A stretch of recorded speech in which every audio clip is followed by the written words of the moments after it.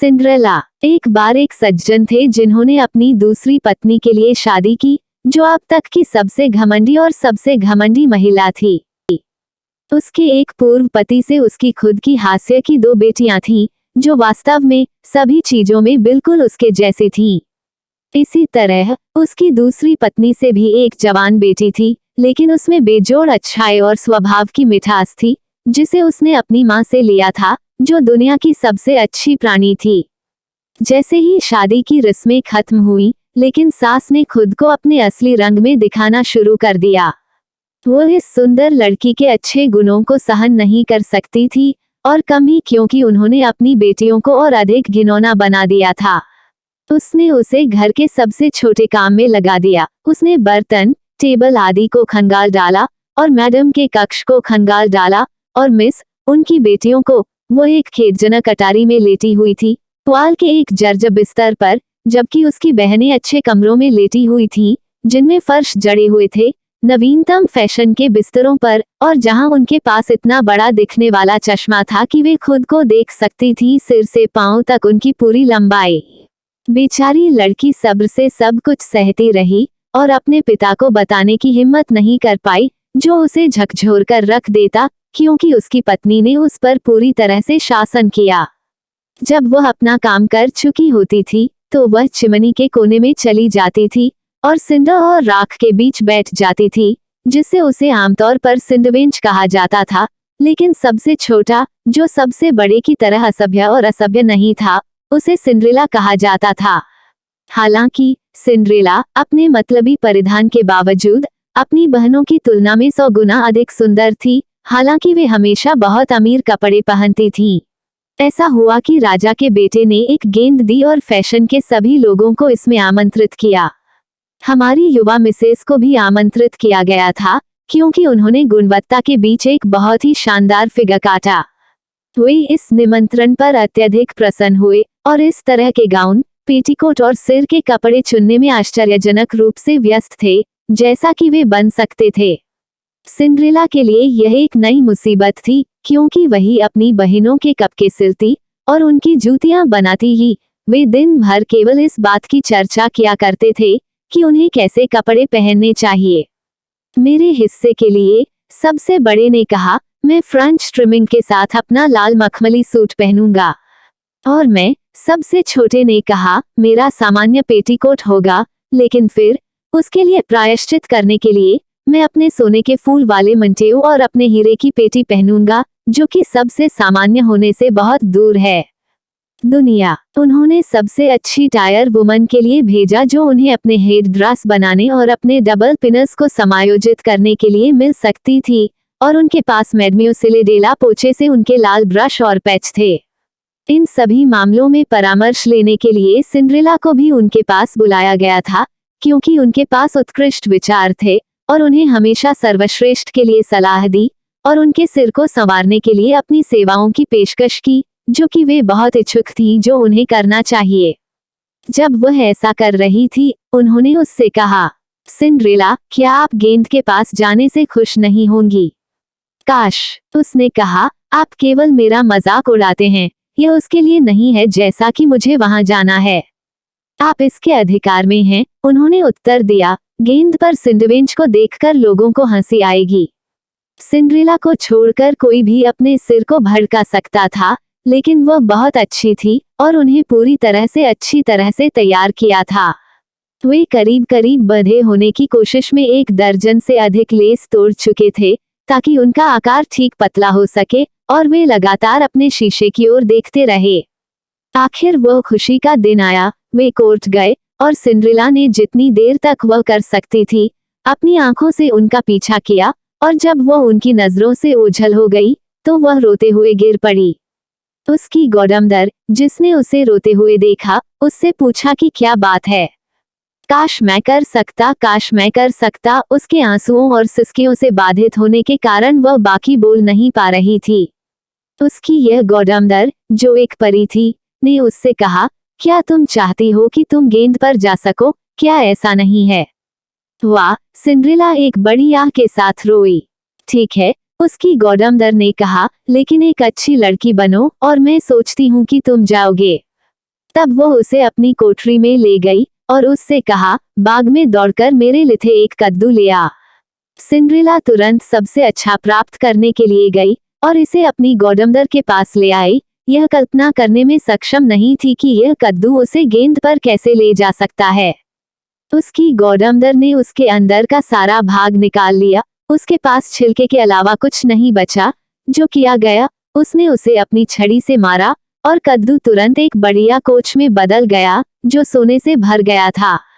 फिर वह अपने माउस जाल में देखने गई जहां उसे 6 चूहे मिले। सभी जीवित थे और सिंड्रेला को आदेश दिया कि वह जाल के दरवाजे को थोड़ा ऊपर उठाएं। जब प्रत्येक चूहे को, जैसे ही वह बाहर निकला, अपनी छड़ी के साथ एक छोटा सा नल दिया, चूहा उस क्षण एक अच्छे घोड़े में बदल गया था जिसने कुल मिलाकर एक सुंदर चूहे के रंग के डेपल ग्रे के 6 घोड़ों का एक बहुत अच्छा सेट बना दिया था। एक कोचमैन के लिए नुकसान में होने के नाते मैं जाकर देखूंगी, सिंड्रेला कहती है। अगर चूहेदानी में कोई चूहा नहीं है तो हम उसे कोचमैन बना सकते हैं। आप सही हैं, उसकी गॉड मदर ने उत्तर दिया। जाओ और देखो।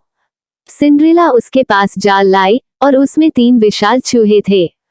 परी ने सबसे बड़ी दाढ़ी वाले 3 में से एक को चुना और उसे अपनी छड़ी से छूने के बाद वह एक मोटा, हंसमुख कोचमैन बन गया जिसके पास अब तक की सबसे चतुर मूंछें थीं। उसके बाद उसने उससे कहा, फिर से बगीचे में जाओ और तुम पानी के बर्तन के पीछे 6 छिपकलियां पाओगे, उन्हें मेरे पास ले आओ। उसने जल्द ही ऐसा नहीं किया था, लेकिन उसकी गॉड मदर ने उन्हें 6 फुटमैन में बदल दिया जो कोच के ठीक पीछे चले गए। उनके लिवा में सोने और चांदी के साथ बिंदीदार थे और एक दूसरे के पीछे ऐसे चिपके रहे जैसे कि उन्होंने अपने पूरे जीवन में कुछ नहीं किया हो। फिर परी ने सिंड्रेला से कहा, ठीक है, आप यहाँ गेंद के साथ जाने के लिए एक उपकरण देखते हैं, क्या आप इससे खुश नहीं हैं? ओह हाँ, वो रोया, लेकिन क्या मुझे वहां जाना चाहिए जैसा मैं हूँ, इन गंदे चिथड़ों में? उसकी गॉड मदर ने केवल उसे अपनी छड़ी से छुआ और उसी क्षण उसके कपड़े सोने और चांदी के कपड़े में बदल गए, सभी गहनों से घिरे हुए थे। ऐसा करने के बाद उसने उसे कांच की एक जोड़ी चप्पल दी जो पूरी दुनिया में सबसे सुंदर थी। इस प्रकार अलंकृत होकर वह अपनी गाड़ी में बैठ गई, लेकिन उसकी गॉड मदर सभी चीजों से ऊपर उसे आधी रात के बाद तक नहीं रुकने की आज्ञा दी, उसी समय कि अगर वह एक पल और रुकी तो कोच फिर से एक कद्दू बन जाएगा। उसके घोड़े चूहे, उसका कोच एक चूहा, उसके प्यादे छिपकलियां और उसके वस्त्र वैसे ही हो जाते हैं जैसे पहले थे। उसने अपनी गॉड मदर से वादा किया कि वह आधी रात से पहले गेंद छोड़ने से नहीं चूकेगी और फिर वह गाड़ी चलाती है, खुशी के लिए खुद को रोक नहीं पाती। राजा का बेटा, जिसे बताया गया था कि एक महान राजकुमारी जिसे कोई नहीं जानता था आई थी, उसे लेने के लिए दौड़ा। जैसे ही वह कोच से बाहर उतरी, उसने उसे अपना हाथ दिया और उसे पूरी कंपनी के बीच गेंद में ले गया। तुरंत एक गहरा सन्नाटा छा गया। उन्होंने नाचना बंद कर दिया और वायलिन बजाना बंद कर दिया। इतना चौकस था कि हर कोई अज्ञात नवागंतुक की विलक्षण सुंदरियों पर विचार कर सके। तब कुछ भी सुनाई नहीं दिया, लेकिन एक भ्रमित शोर, हाँ वो कितनी सुंदर है, हाँ वो कितनी सुंदर है। राजा स्वयं, जैसा कि वह बूढ़ा था, उसे देखे बिना नहीं रह सका और रानी को धीरे से बताया कि बहुत समय हो गया जब उसने इतना सुंदर और प्यारा जीव नहीं देखा। सभी स्त्रियां उसके वस्त्रों और शिरोमणि पर विचार करने में व्यस्त थीं कि शायद वे अगले दिन भी उसी नमूने के अनुसार कुछ बना लें, बशर्ते कि उन्हें इतनी अच्छी सामग्री और उन्हें बनाने में सक्षम हाथ मिल जाएं। राजा के बेटे ने उसे सबसे सम्मानित आसन पर बिठाया और फिर उसे अपने साथ नृत्य करने के लिए बाहर ले गया। उसने इतने सुंदर ढंग से नृत्य किया कि वे सभी उसकी अधिक से अधिक प्रशंसा करने लगे। एक बढ़िया संयोजन परोसा गया था जिसमें से युवा राजकुमार ने एक निवाला नहीं खाया था, इसलिए वह उसे देखने में व्यस्त था। वह अपनी बहनों के पास जाकर बैठ गई, उन्हें 1000 सभ्यताएं दिखाते हुए उन्हें कुछ संतरे और सिट्रन दिए जो राजकुमार ने उन्हें भेंट किए थे, जिससे उन्हें बहुत आश्चर्य हुआ क्योंकि वे उन्हें नहीं जानते थे। जब सिंड्रेला इस प्रकार अपनी बहनों का मनोरंजन कर रही थी तो उसने घड़ी के 11 और 3/4 बजने की आवाज सुनी। जिसके बाद उसने तुरंत कंपनी के लिए एक शिष्टाचार बनाया और जितनी जल्दी हो सके उतनी तेजी से चली गई।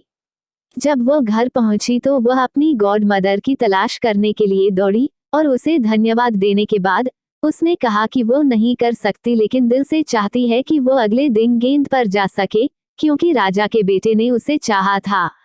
जैसा कि वह बेसब्री से अपनी गॉड मदर को बता रही थी कि गेंद पर क्या हुआ, उसकी दो बहनों ने दरवाजे पर दस्तक दी, जिसे सिंड्रेला ने दौड़कर खोला। आप कितने समय तक रहे?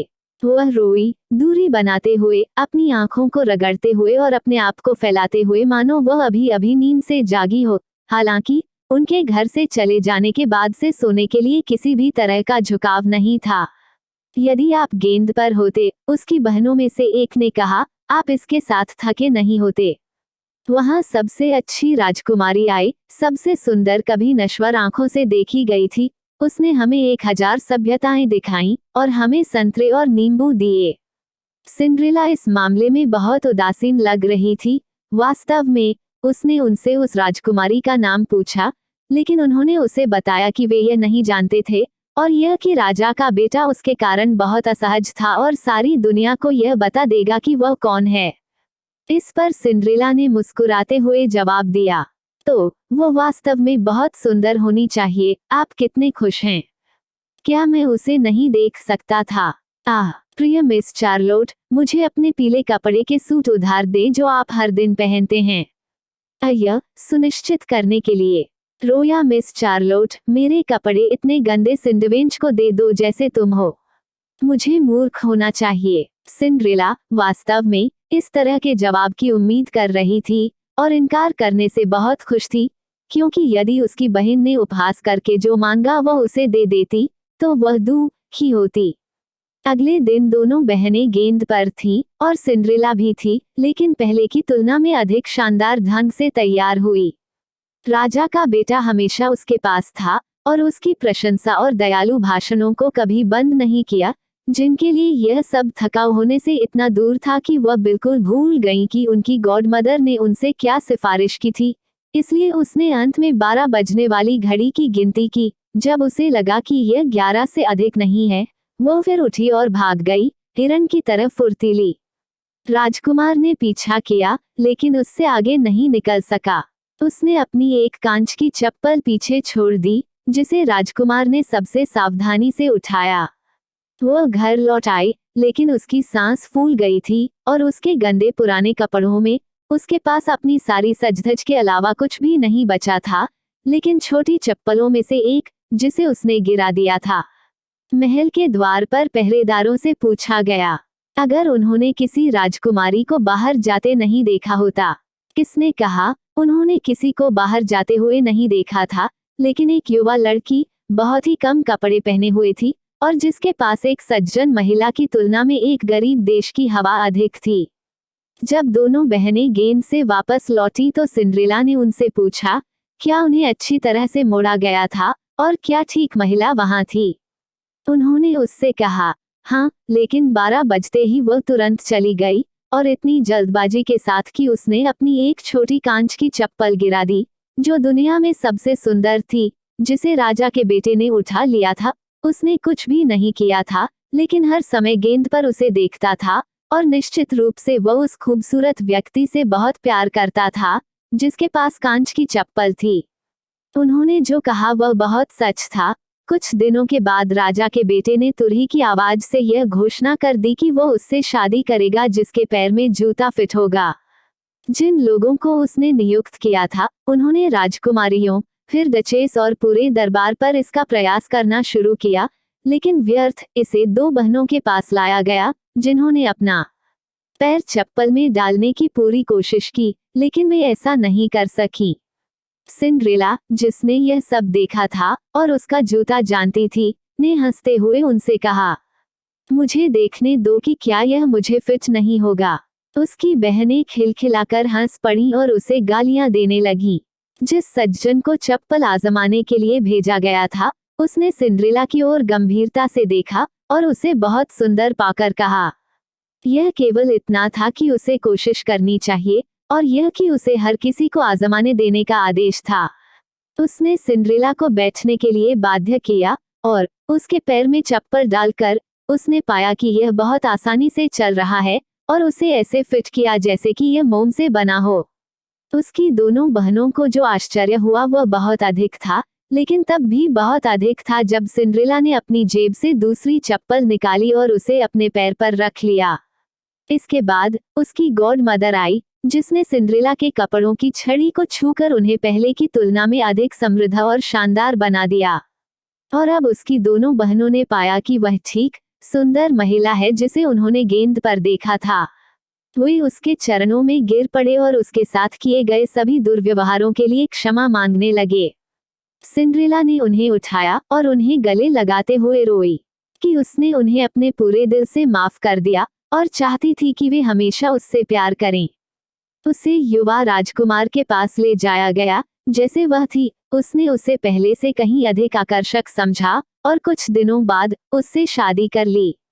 सिंड्रेला, जो सुंदर से कम नहीं थी, ने महल में अपनी दो बहनों को आवास दिया।